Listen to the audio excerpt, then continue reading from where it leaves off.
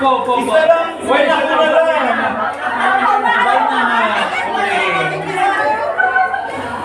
Okay, ha?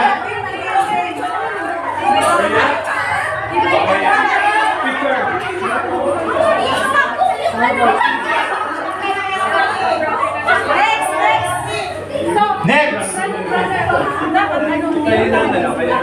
Name po ang ilalagay. Name para maintindihan natin. Huwag signature name. Oh, upo muna. Naka-ready na siya. Okay.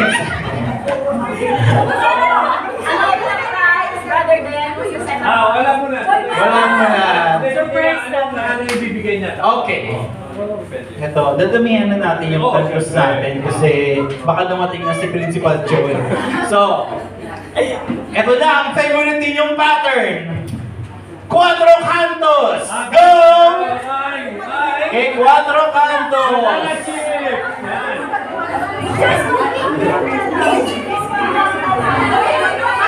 Apat na corner. Apat na corner. Sino to? Sino to? Sino to? Sino to? Bro! Kanto. Kanto. Apat. Ay!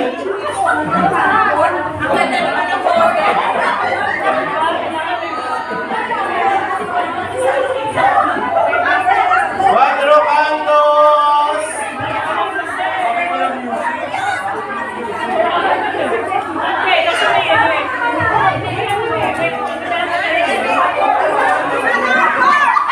Tapos na?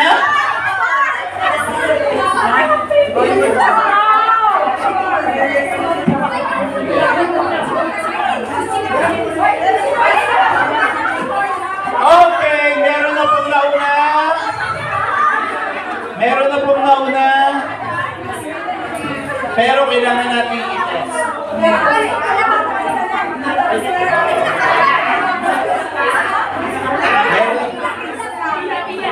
Oh, balik muna, balik muna.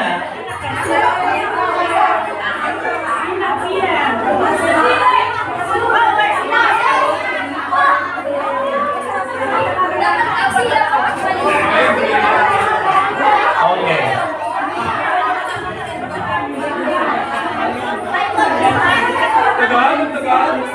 Okay, meron na pong nauna. Upo na po tayo, balik na po tayo. Meron na pong nauna.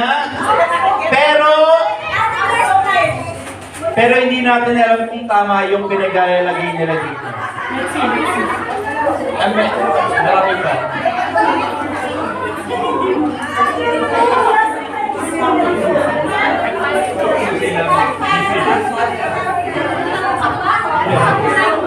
Meron na pong nauna.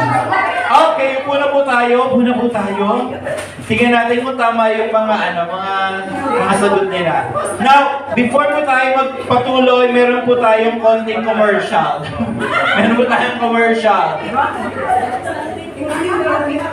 Alam niyo po kung sinong, pinapatanong po si Kuya Felix, kung sino po nanghiram ng susi sa kanya. Pero pilit ko eh. Oo nga. Okay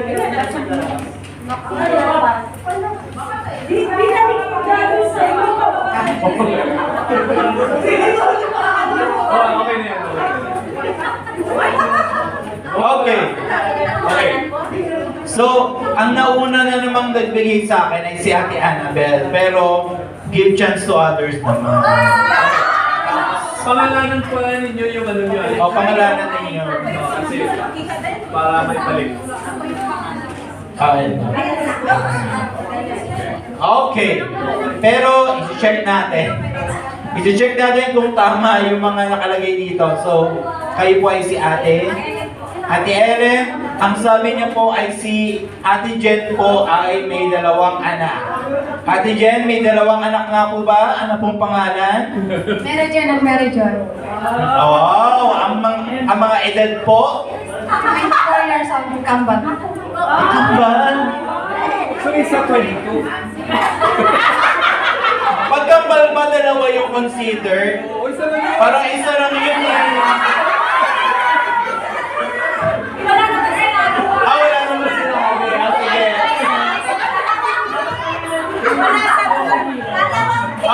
Sige. Payagan natin. Sunod, has curfew. Sino yung anong oras po ang curfew? 9 p.m.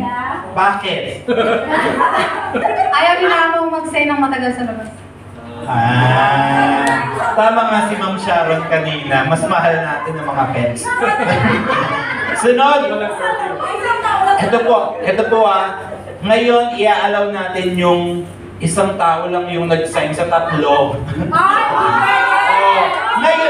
Ngayon nga, alam natin. Pero mamaya, magkakaiba dapat. Magkakaiba. Oo, kaya nga pwede nga ngayon eh. Okay, sunod. Has not been to Victoria Peak. Kawawa naman to. Si Ate Jen pa rin. Hindi na talaga. Sige. Madaya ka! Isa lang At saka yung iba kasi parang bago pa lang sa Hong Kong. Kaya, okay, sige. Tapos, ang huli ay si Renalyn. Rosalyn. Nakalimutan. Paano ba yan? Rosalyn daw. Mali ang pangalan. Okay. Tama ba? Naka-glasses? Nilagay mo lang yan eh. Kinuha mo lang kay Ate Presi yan eh. Okay. Congratulations. Ang sumunod ay sila. Arlene ba? Sorry. Next time tayo.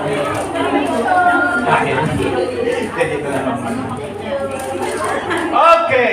Ang next po natin na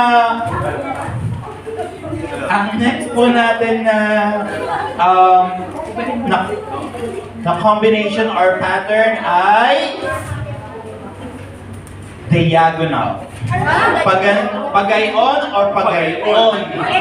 Oh, may libre na kayo dyan ha, may free na. Konti na lang. So, pagayon at pagayon.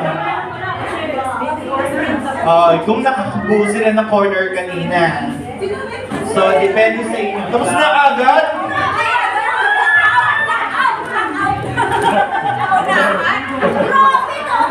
May isa pa, pwede pa. Okay, ayan, may nauna na tuloy.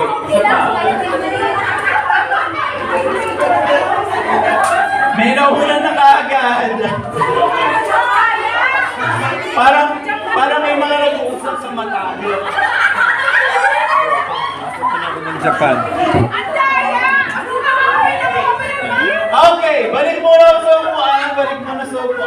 Bakit kayo kasi mapupuno rin yan mamaya. May dalawa na na-kompleto eh. Baka may pananatin. Pero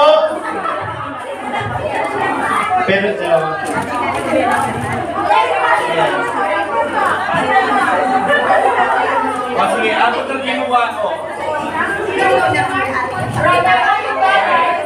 Alright. Mamaya mapupuno nyo yan. Meron na agad. Kaya mo nag-uusap ko yung ganyan. Okay. Ito po yung nanalo, pero tinignan natin kung tama. Ang gagawin natin, kukuha tayo ng dalawang winners. Una. Pagayon ang ginawa niya. So, Ate Resty, ang sabi niya po, si Ate Jenny ay hindi pa nakapunta ng Victoria Peak. Tama ka po? Hindi pa. Kahit ako! Sunod, wait. Sumunod dito, pangalan na yung nilagay mo eh. Hindi pwede. Anong tao? Disqualified. Sunod. Ito. Hindi pwede pangalan. Hindi pwede. Mga ate, ito pa. Nakakatawa to. Ang ganda sa magkakaiba Mary Joy, Adeline, Free, limang pangalan dito, hindi ko lang basa, and then Phoenix. Kaso nga lang, hindi natin alam kung sino siya. Wala siyang pangalan, sabi natin, lagyan ng pangalan. So, disqualified!